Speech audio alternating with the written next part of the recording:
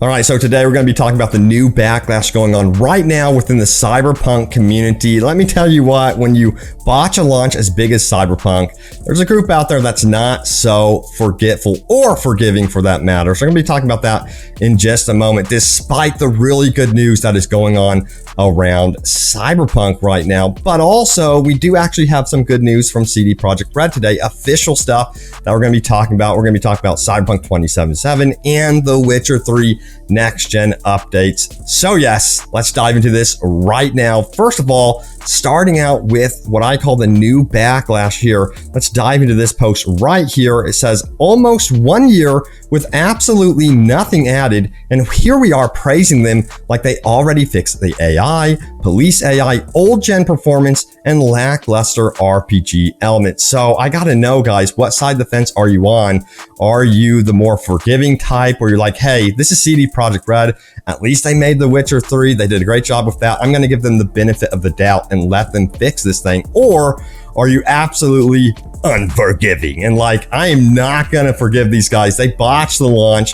Let me know what side of the fence you're on right now. But let's get into this post right here. By the way, this post comes from Several Call 8349, calling it like it is, calling out the bad launch of this game. But let's dive into this right here. It says this: as you can see with this roadmap, they spent almost an entire year fixing the game and add absolutely nothing to the game besides 2 jackets and 1 car. Man, you're forgetting about the Keanu Reeves outfit. No, I'm just kidding. Then we have here, and here we are praising them like they did nothing wrong in the first place. We whine, cry, and complain when a company lied and released a broken game. But what makes CD Projekt RED is out of the question. Instead, we praise them. They are the one who started the fire, and when they pull out the fire, we praise them as a hero. I think you're supposed to be put out the fire. It says, no wonder we have this buggy mess of GTA Trilogy and Battlefield 2042 because of the people like you. Then it says, the sad thing is Palo Sasco used the Steam positive review like they did nothing wrong and all is well.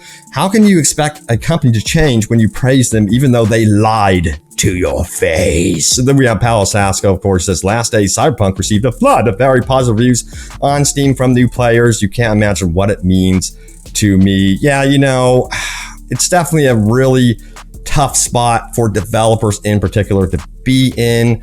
You know, I've been over this before. I think it goes to say that it's the head of CD Projekt RED and the people that are on the board that are wholeheartedly responsible for how the company releases a game, because they force that stuff.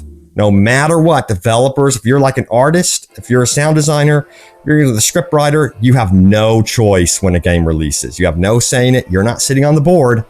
So that's the thing. I do feel for the actual dev team here. But yeah, let me know what side of the fence you are on. We have another post that's kind of similar here. A lot of people are talking about get back to the roots here. You know, there are problems with this game.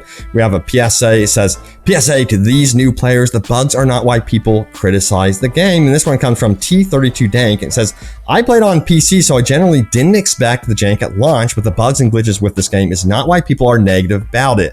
I have my own things to say about that one. It says, it's the missing content and features and the shallow presentation of the features that are actually in the game. It's a lie spouted by CD Projekt RED leading up to and after release. All these new positive reviews being left are being looked at by the developers and being used as evidence that they did nothing wrong on their part. How could they, when apparently everyone now loves their game, even though bugs aside, it's the exact same game everyone hated at launch. Yeah, you know, it's interesting because there are newcomers to this game and they're not experiencing it in the same way that I experienced it.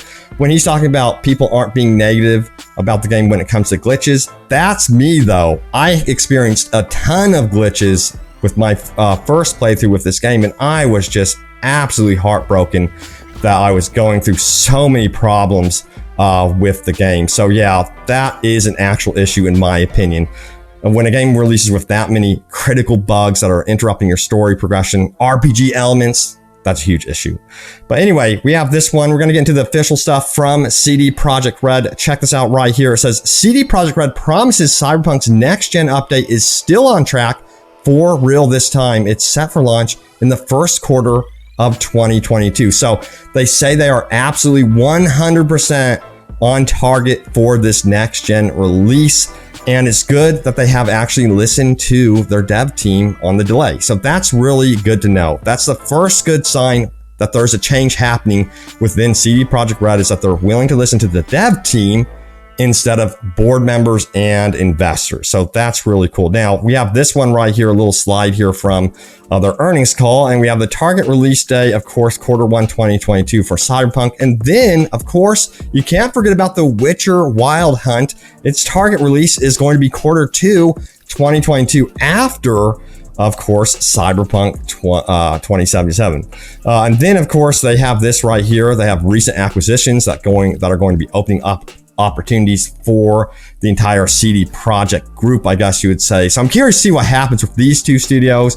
I'm hoping that they're being used right now as major support studios for Cyberpunk right now. I think that would be the smartest decision in my opinion. What's interesting is you'll see the red right there.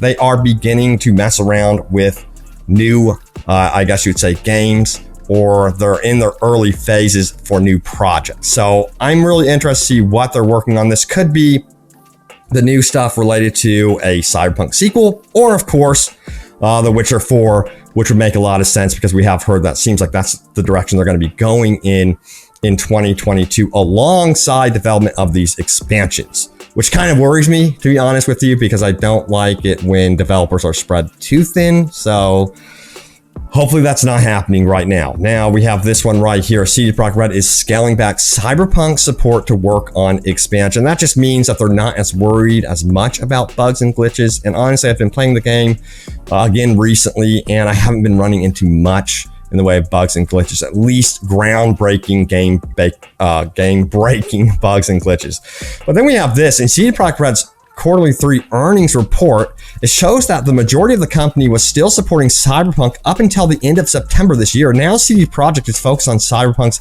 impending expansion along with Gwent-related projects and projects involving Spoko, another studio under CD Projekt's umbrella. So yeah, again, interesting stuff happening there. Now, at the beginning of the video, I talked about briefly about how Cyberpunk's been in the news for good reasons. You know, their Steam numbers are up big time. Check this out. I did some reporting on this recently. Yes, the Steam numbers are definitely up right here. You can see the 24-hour peak recently was actually 24,000, but it almost hit, get this, 30,000, as you can see right here, for peak players in the last 30 days. We haven't seen those numbers since clear in, let me see here, February of 2021. It's been a long time since we've seen that type of growth for Cyberpunk. So can it sustain itself?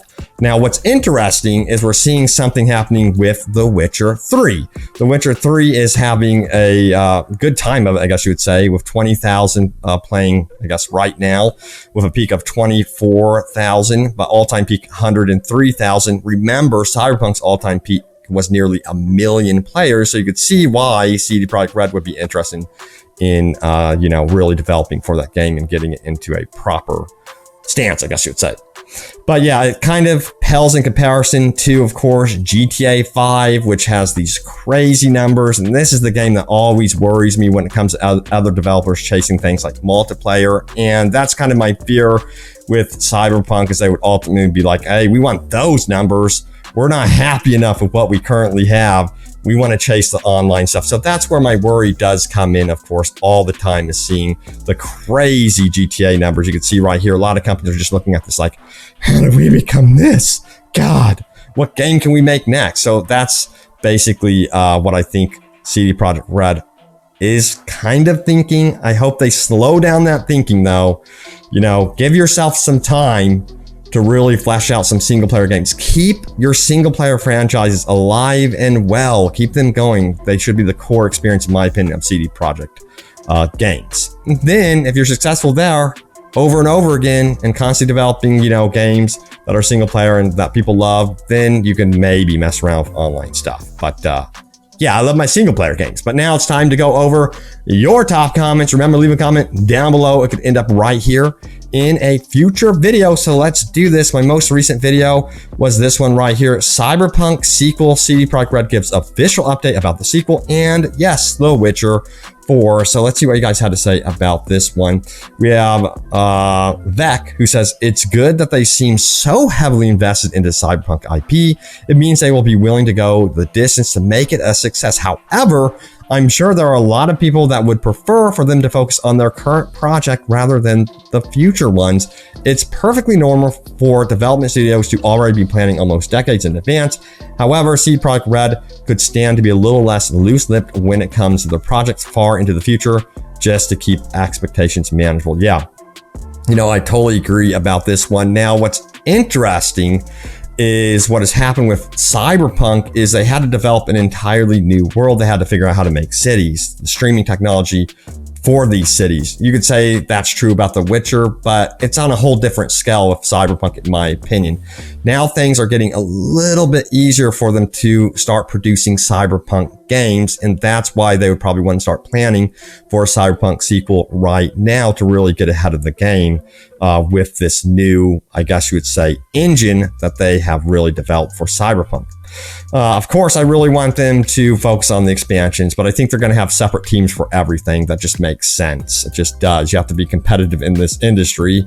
But Tony says this, they know they have to finish fixing Cyberpunk before they even start on a sequel, as the reputation has sunk pretty low. They need to cut down the chatter about a sequel and really make a comeback in 2022 with some No Man's Sky updates and major DLCs that bring the city and story back alive. If CD Projekt RED can accomplish this, they can effectively bring everyone back if they do it right. If they fail, no one is really going to hop back on the hype train for a sequel. You're 100% right. Like if they fell on these big expansions, people are really going to start to lose hope, unfortunately, but crossing our fingers that does not happen. But anyway, let's keep going here with some more comments, shall we? I think we should.